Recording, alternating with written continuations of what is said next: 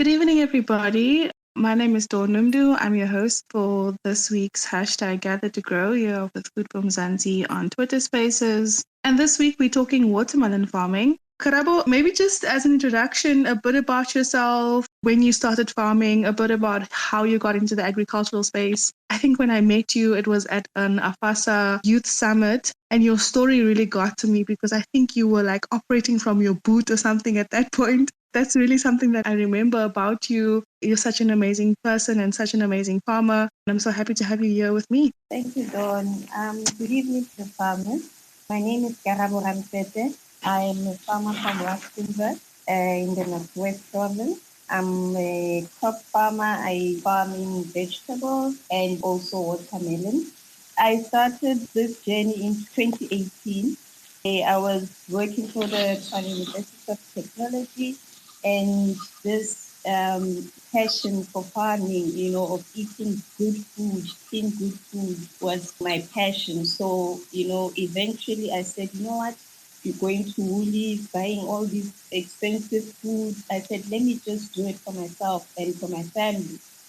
And then, 2018, I decided it's time to go. It was not an easy decision with 3 kids and all, and having to take that risk, you can imagine. So I took my pensions, I invested in my family farm, and then I started small, testing because it was my first time even planting spinach. And, my crop just amazed me. And I said, you know what? I cannot just be selfish and share this with my family. I need to share it with my community because my passion is also food security and, making sure that people eat. That's my ultimate passion. Seeing, my community around, the poverty around, that's what actually motivated me more. And then I took my first bunches of spinach to Spa for testing because my spinach was so beautiful. And when I got to the Spa, the manager was just say, he was just blown away and said, when can you deliver? I said, I can deliver tomorrow. And he said, 60 bunches tomorrow. And that's where my business started to bloom. I started delivering for Spa. I actually have 2 spas in Rustenburg and Food Lovers and other supermarkets around. So God just, opened doors just like that. And it was amazing. And my business grew. I started planting more. And that's how the journey started. Thank you so much. Like so many other farmers, really inspiring story and just a real passion, to feed the nation, but also just, to care about your communities and nature. And just that's just an overall love, I think, that so many farmers have. And thank you so much for sharing. As our other speakers arrive, we'll give them a chance to also introduce themselves and tell us more about who they are. But remember, this is an open platform, and I think I maybe want to make it a little bit different where I actually ask others in the space to also tell me more about what they produce and some of the challenges that they face with their specific crop. I think we can make it a little bit more open discussion tonight, also for advice and other things and other commodities to talk about, so that Karabo and I aren't the only people speaking. Also, I think as we're moving towards the end of the year, I really want to make it a little bit more relaxed in terms of what we talk about and making it less structured in a way so that we can definitely, find out more of the things that people want to talk about. I'm always keen also just to find out what are some of the other topics that you'd like me to cover on these sessions. I know that some people have really been interested in drone technology. And over the next few weeks, I've also planned things around cover crops as a topic as well. And then I'm definitely making the deciduous fruit industry, the agro processing one, another session, and then a last session on maize as well. Karabo, as a start, you can tell me, specifically why you chose to farm with watermelons and what your experience has been, since you started with this crop, what it's been like exactly. And then we'll take it from there. I see my other speaker is here as well. Leshalachai, grab the mic, and then we'll also ask you just to tell me a little bit about you, although you're quite familiar with this platform and we have featured you on this topic on Farmers Inside Track. But Karabo, just that first question, why you chose watermelons and what your experience has been like farming with this crop specifically?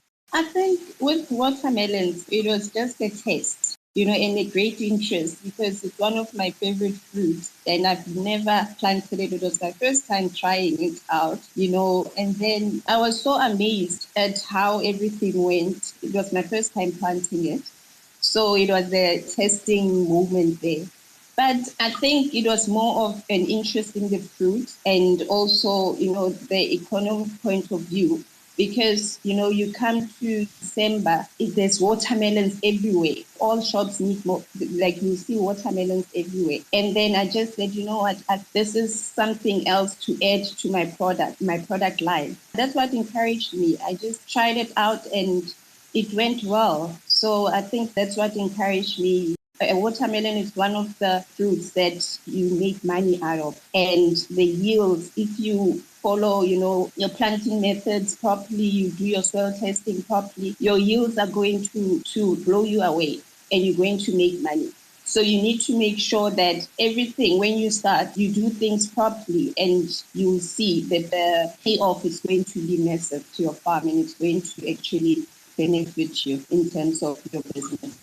Thanks, Karabo. Thanks so much for sharing that. Really positive feedback and kind of really encouraging for anyone who maybe is interested in pursuing this as a crop to produce. And I agree with you. My son was asking me even before the season officially started when he can start eating watermelon. So it's definitely one of those summer crops and fruits that everyone wants during this time. So thanks for that. So maybe we can start with, I think you highlighted preparation being a very important aspect. What are some of the focus areas when it comes to the soil requirements and preparation for the specific crop? Some experts advise that watermelon requires sandy to loam soil. What has your experience been like? What advice do you have to share, Karabo? Anybody can grow watermelon. Yes, we do need, your sandy loam, soil. You can also correct your soil. So it doesn't limit you to say, no, I don't have this type of soil. It doesn't limit you. You can still correct it. There are a lot of, not chemicals, because I don't like chemicals. I use more of, your natural manure and stuff. So you can correct your soil and you can plant it. But what is recommended is the pH level of the soil should always be 5.8 to 6.2. That one you cannot compromise. So you need to test your soil. Make sure that when you start, take your soil sample to your ARCs. There's a lot of soil testing centers. You can also take it maybe to your barrows, So make sure that your soil is correct. But that doesn't mean if it's not correct, it cannot be corrected.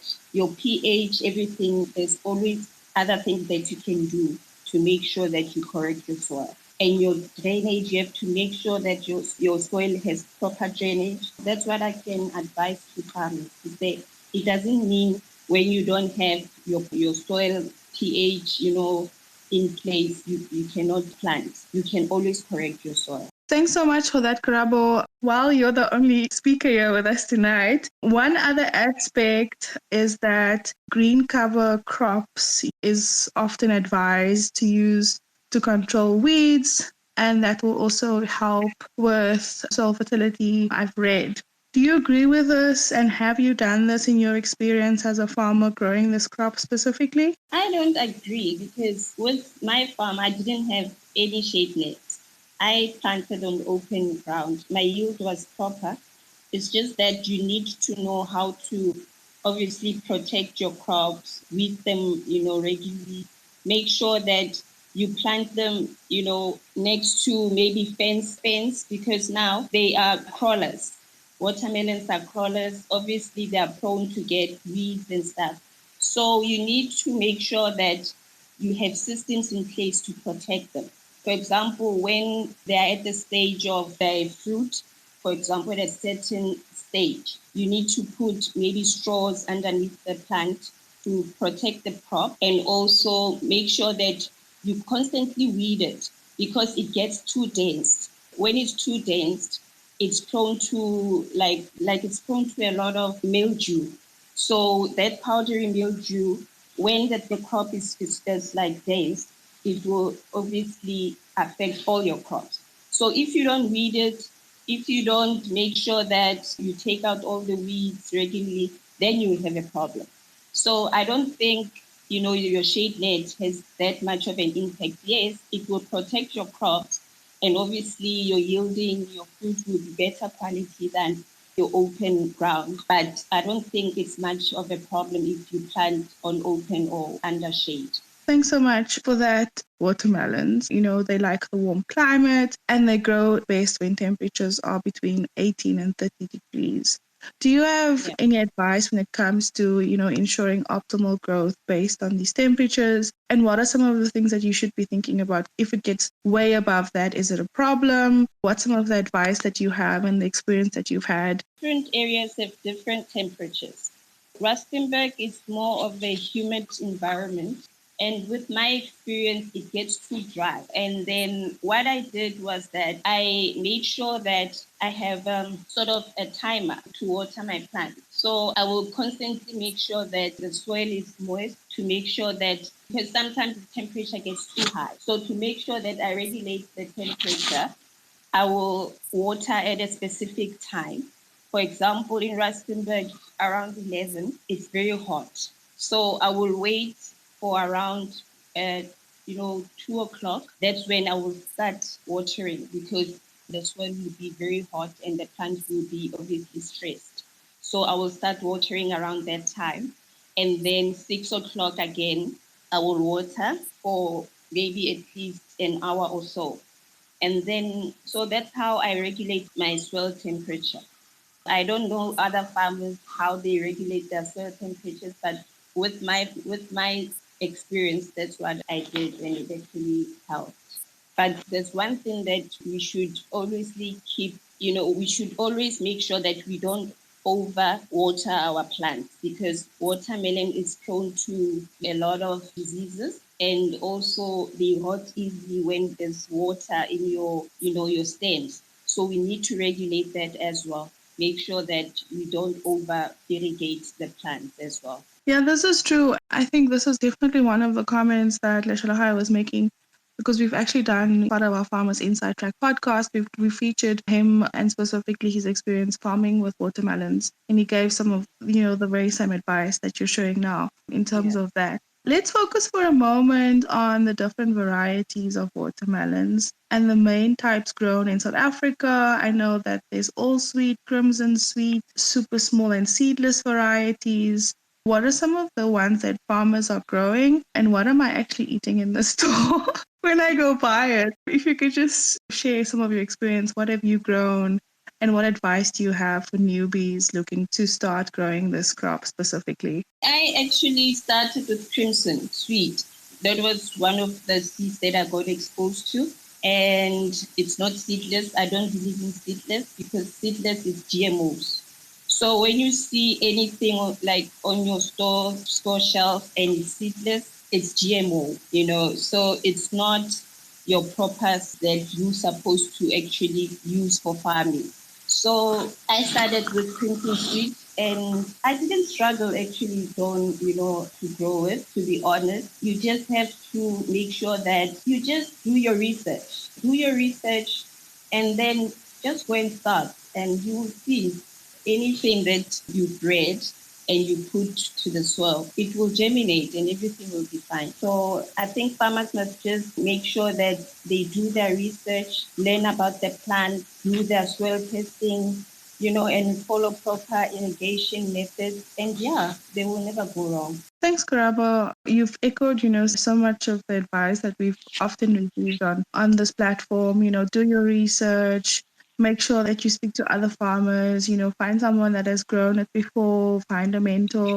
That's definitely a lot of what farmers say. Now let's talk about planting methods. What are some of the advice that you have? Are there any challenges when it comes to planting? I've also heard some experts say that you should, before planting, you irrigate immediately, and after planting, what is your advice and what should farmers know and understand when they're focusing on the planting specifically? We should always make sure that we plant obviously on the proper season, the right season, because watermelon, it's a spring plant. So we need a spring or summer plant. So we need to start planting that time, because it's watermelon. It's one plant that is, when it comes to frost, it's one thing that is damaging to the plant. So it doesn't deal with frost. So I think the planting season is one thing that farmers should always make sure that they plant at the right season. Make sure that the soil preparation is done prior to the planting. I did my soil preparation 3 months in advance, making sure that I correct my soil. I do everything that needs to be done to make sure that my plants will grow. And then when you plant, make sure that the spacing is correct. Because if your spacing is not correct, your plants are going to obviously not be able to grow properly. They get too dense next to each other. And then it becomes a problem in terms of your yields and stuff. So make sure your general spacing is properly, and so that you can get proper, yield and your harvest, you get proper plant harvest, So also what I can share with farmers is that when you plant, don't put one in your soil. Make sure that you put maybe 2 or 3 seeds inside, because now with one, you're not sure that that one is going to germinate. So you must always try and put 2 or 3 seeds inside your space. Some farmers, they do your seedlings. I didn't do seedlings, just did the seeds. Yeah, like you said, you have to make sure that when you plant, your water is properly irrigated. That's that. All I can say is that make sure your temperature of the soil is correct, your soil pH is correct, and you'll never go wrong. I do see that there are some comments from our listeners. I'm just going to try and get to those in a moment. But in the meantime, Leshlachai, I'm going to try and give you the space to speak again. Hello, everyone. Maybe at the start, Leshlachai, just about yourself, how long have you been in the agricultural sector, what you produce specifically, and what made you choose watermelon as a start. And then maybe you can just comment on some of the things that Karabo has been talking about. And advice that you've had and experience that you've had, farming with this crop specifically? I've been farming for far too long now, but then at my farm, it's about 2 seasons now. We do dryland cropping, hence we planted the crops such as watermelon and bambara groundnuts and butternut also, because they don't require too much water. The reason we plant those is because we time them with the rainfall seasons. Also, we then depend on the infrastructure that we have.